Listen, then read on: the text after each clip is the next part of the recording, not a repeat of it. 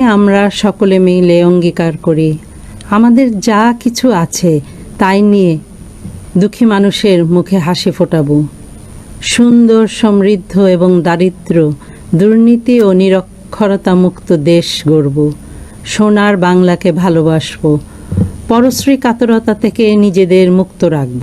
ঘরে ঘরে মুজিবের আদর্শের দুর্গ তৈরি করে তার আলো ছড়িয়ে দেব। কেউ দাবায় রাখতে পারবে না।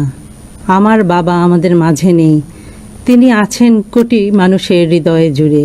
এই দিনে আমি শ্রদ্ধাভরে স্মরণ করি মুজিবের রত্নগর্ভা মা শেখ সায়রা খাতুন এবং বাবা শেখ লুৎফর রহমানকে। আরও স্মরণ করি চিরদিনের সুখে দুঃখে মরণের সাথে তার প্রিয় রেনুকে। বাবা বলতেন, ত্যাগ তিতিক্ষা ছাড়া কোনো জাতি মাথা তুলে দাঁড়াতে পারে না। একটা মানুষ দেশের জন্য মানুষের জন্য কতখানি ত্যাগ স্বীকার করতে পারে তা আমরা খুঁজে পাই তারই লেখা অসমাপ্ত আত্মজীবনী থেকে।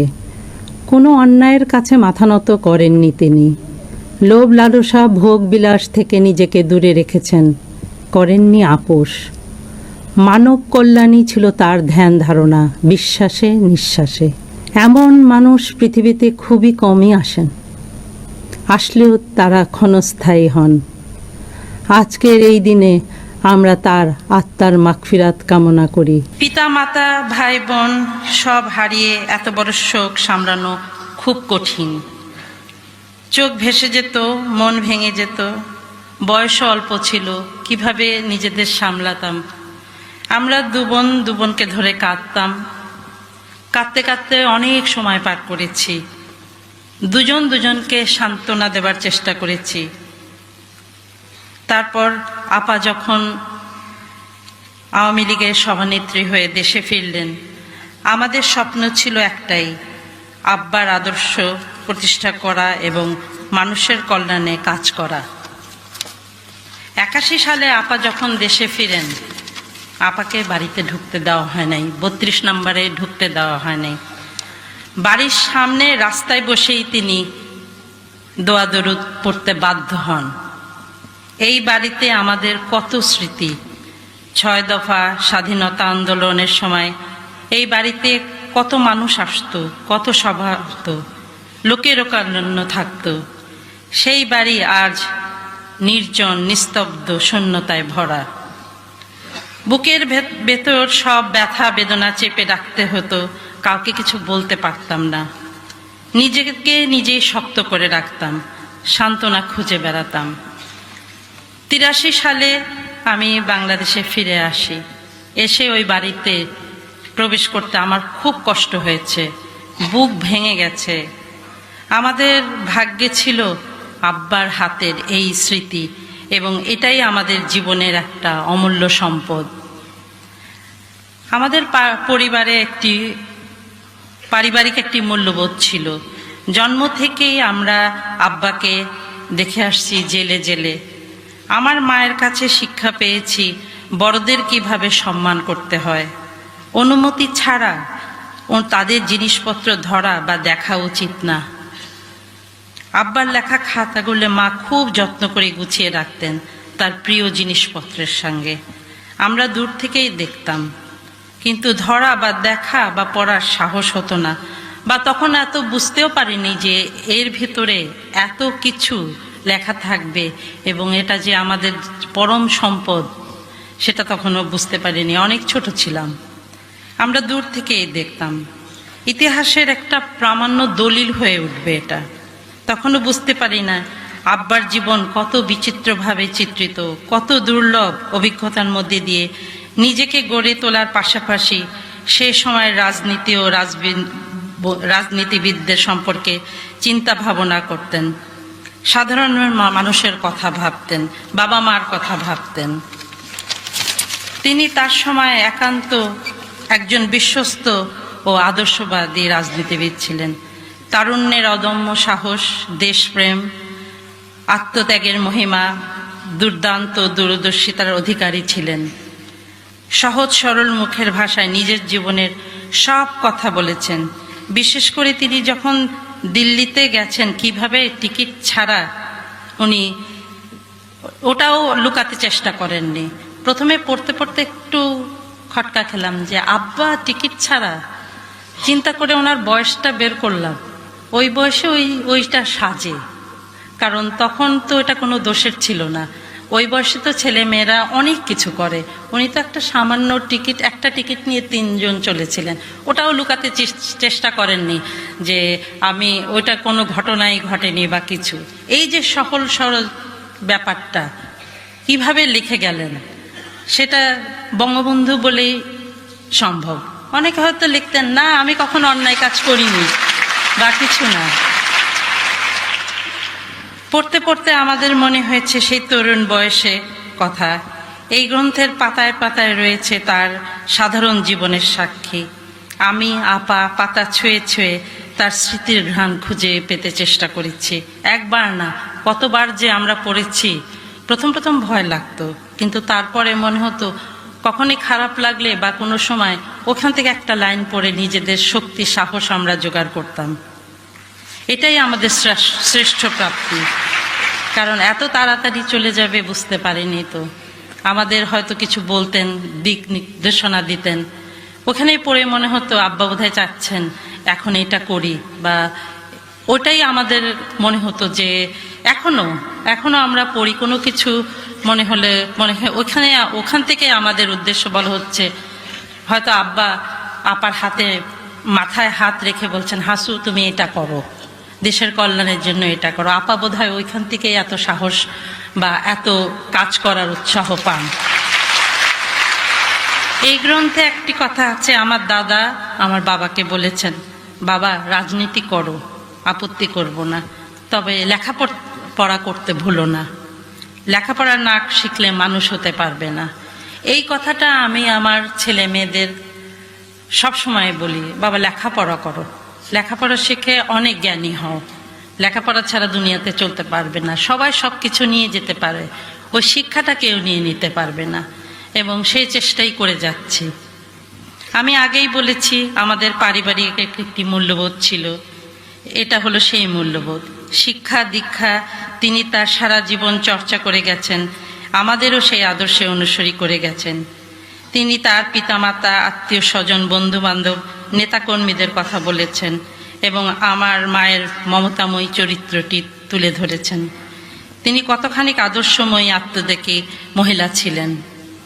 এই আত্মজীবনী বাঙালি জাতির সংগ্রামী ইতিহাসের একটি শ্রেষ্ঠ অধ্যায় হয়ে থাকবে। এই ইতিহাস তরুণ প্রজন্মের কাছে শিক্ষণীয়, দেশপ্রেমের উজ্জ্বল শিক্ষা হয়ে থাকবে, সামনে চলার সাহস যোগাবে। আমি আশা করব এই আত্মজীবনী আপনারা পড়বেন, অন্যকে পড়তে সহযোগিতা করবেন, তাহলেই তার আত্মার শান্তি পাবে, তার প্রতি শ্রদ্ধা জানানো হবে। কেননা বাংলার মানুষ ছিল তার প্রিয়। তিনি এই বাঙালি জাতির একটি স্বাধীন দেশ দিয়ে গেছেন, এই দেশের কল্যাণের জন্য সারা জীবন আত্মত্যাগ করে গেছেন। খাতাগুলি হাতে নিয়ে মনে হয়েছে সাধারণ রুলটা না খাতা। কারাগারের ভেতরে বসে তিনি সাধারণ একটি কলম দিয়ে লিখে গেছেন তার জীবন স্মৃতি। কিছু না বলেও আপনি যে দুর্যোগের মধ্যে আছেন, বললে না জানি কি হতো। আপনার মন্তব্য একটু শুনতে চাই। অবস্থাটা হলো, আমি বলছি দেশের কাউকে কিছু বলি এমন কথা তো নয়।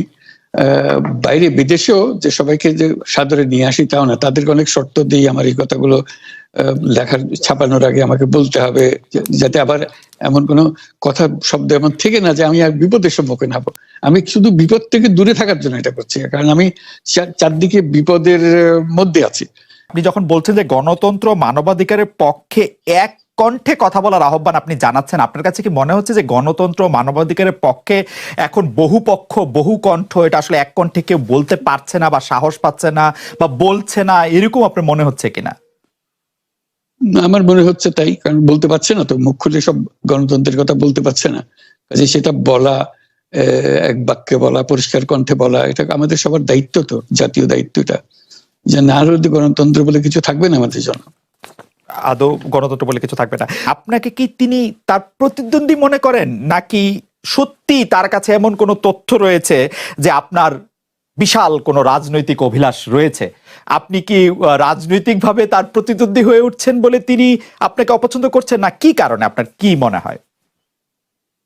আমার মনে হয় উনি মনে করেন যে আমি দেশের সর্বোচ্চ ডাকু, সন্ত্রাসী, কিংবা আমি অপরাধী, আমি সেরা চোর, এই জাতীয় জিনিস মনে করেন। কাজে সেগুলো ব্যাখ্যা করেন উনি তার মাকে, এমন সব কটু শব্দ ব্যবহার করেন যাতে মনে হয় যে আমার সম্বন্ধে তার ধারণা খুবই খারাপ। আসলে এটা নিয়ে কথা বলাটা একটু বিব্রতকরই, কিন্তু কেউ কেউ এটা বলে থাকেন যে বিশেষ করে যে 2007 সালে যে 111 সরকার আমরা যাকে বলি, তাদের যে বিরাজনীতিকরণের একটি চেষ্টা, সেই চেষ্টার মধ্যে আপনার অংশগ্রহণ আছে কিনা। যদিও বারবার বলা হয় যে আপনি আসলে সেই ক্ষমতাটা দখল করতে চেয়েছিলেন, অথচ আমরা উল্টা শুনেছি, আপনার মুখেও শুনেছি, যারা ওই সময় কৌশলভ ছিলেন তাদের মুখেও শুনেছি যে আপনাকে আসলে অফার করা হলো, আপনি সেটি ফিরিয়ে দিয়েছিলেন। কিন্তু কেউ কেউ আবার বলে থাকেন আপনি একটা লম্বা সময়ের জন্য চেয়েছিলেন। এইটি কি একটা কোনো কারণ হতে পারে? এই ব্যাপারটিকে আমাদের দর্শকদের জন্য মানে বা ইয়েদের জন্য একটু আপনি পরিষ্কার করবেন যে আপনি আসলে রাষ্ট্রের সর্বোচ্চ ক্ষমতায় বা রাজনীতির জায়গায়, দেশ পরিচালনায়, সেগুলিতে আপনি আসলে আসতে চেয়েছিলেন কিনা, চান কিনা, বা ওই জায়গা থেকে। যদি চাইতাম খালেদ, যদি চাইতাম, তখন যখন মিলিটারি আমার বাসায় এসে বসে রইল সারা রাত আমাকে রাজি করানোর জন্য, আমি তো লুফে নিতাম। রাজি করানোর জন্য বসে থাকতে হবে কেন?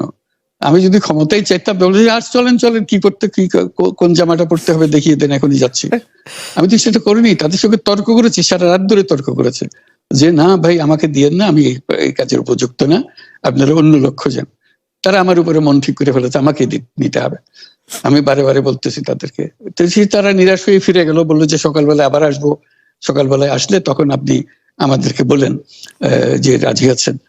ঠিক আছে, তা না হলে তো আমি সঙ্গে সঙ্গে রাজি হয়ে যেতাম। কে ছাড়ে যে আপনাকে দেশের পুরো সরকারের প্রধান হবার জন্য আহ্বান জানাচ্ছে, বাংলাদেশে এরকম কয়জন মানুষ আছে বলে যে আমি এই দায়িত্ব গ্রহণ করব না? আমি তো করলাম সেটা। এখন আমার নামে বলা হচ্ছে 10 বছর চেয়ে, আমি বছর নিয়ে তো প্রশ্নই উঠে না।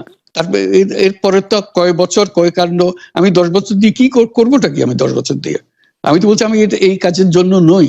দেশে আমার দেশ পরিচালনা করা আমার দায়িত্ব না, আমার কাজ না, আমি জানি না এটা কিভাবে করতে হয়, আমি যেটা জানি সেটা করি। আপনার হাত দিয়ে যখন গ্রামীণ টেলিকমের প্রতিষ্ঠা হয়, তখন এর আয় থেকে আপনি গ্রামীণ ব্যাংকের সদস্যদের জন্য ব্যয় করার কথা বলেছিলেন বা ভেবেছিলেন। আপনি গ্রামীণ ব্যাংক থেকে চলে আসার সময় বা ওই আগে পরে আমরা দেখেছি যে সে আর্টিকেল অফ অ্যাসোসিয়েশনটা আসলে ওই একই রকম নয়, বদলানো হয়েছে। তো গ্রামীণ ব্যাংকের বা গ্রামীণ টেলিকমের এই বেনিফিশিয়ারি থেকে গ্রামীণ ব্যাংকের সদস্যদের আসলে বাদ কেন দেওয়া হয়েছে, মানে এইটার পিছনে কারণ কি? এখন গ্রামীণ টেলিকমের যে লভ্যাংশ তা কোন খাতে আসলে ব্যয় করা হয়, বা মানে যে আয়টা, মুনাফা, সেটি আসলে কিভাবে ব্যয় করা হয়? গ্রামীণ টেলিকম একটা স্বতন্ত্র প্রতিষ্ঠান। এটা কোম্পানিজ আইনের 28 সেকশন 28 দ্বারা সৃষ্ট। তার অর্থ হলো যে এটাকে আইনের ভাষায় বলে non dividend company, guaranteed by limited by guarantee. কাজে এটার কোনো মালিক নাই। কাজেই মালিক যেহেতু নাই, এটা তার নিজের নিয়মে যারা গ্যারান্টি দিয়েছে, যারা গ্যারান্টির পরিমাণও খুব সীমিত, লিমিটেড বাই গ্যারান্টি, এটা 1000 টাকা। মানে যদি যত তোলপাড় হয়েও যায় কোম্পানিতে, বহু পাওনা থেকেও যায় লোকজনের, যারা এটার পরিচালনা পরিষদে আছে তাদের দায়িত্ব হবে 1000 টাকা পর্যন্ত, এর দায়ী থাকবে 1000 টাকা পর্যন্ত, এর বেশি তার দায়িত্ব থাকবে না। কাজে এত সহজ সরল একটা জিনিস। তো সেটাই হলো গ্রামীণ টেলিকম। গ্রামীণ টেলিকম তখন একবার বলেছিল যে তাদেরকে কিছু কিছু সহায়তা দেবে এটার উপায় অর্জনের কাছ থেকে। এটা তাদের নিজস্ব সিদ্ধান্ত, এটা কারো চাপারও সিদ্ধান্ত না। সেই সিদ্ধান্ত অনুসারে সেই সমস্ত যে পরিমাণ টাকা তারা বলেছিল দেবে, এখানে দিয়ে যাচ্ছে। এই পর্যন্ত 500 কোটি টাকার উপরে দেওয়া হয়েছে এই সাহায্য সহায়তা থেকে। কাজে ওইটা যে আমরা বা গ্রামীণ টেলিকম এটার থেকে পৃথক হয়ে গেছে, তার যে কথা দিয়েছিল, কথা পুরো, এটা একটা কথা দিয়েছিল, এটা পূরণ করছে না। এটা আইনগত কোনো বিষয় যে আইনি বাধ্য হতে আপনি দিতে বাধ্য হবেন, এরকম কিছু ছিল না। কাজে এই ধরনের বিষয়টা এই টেলিকমের বিষয়ে বলা।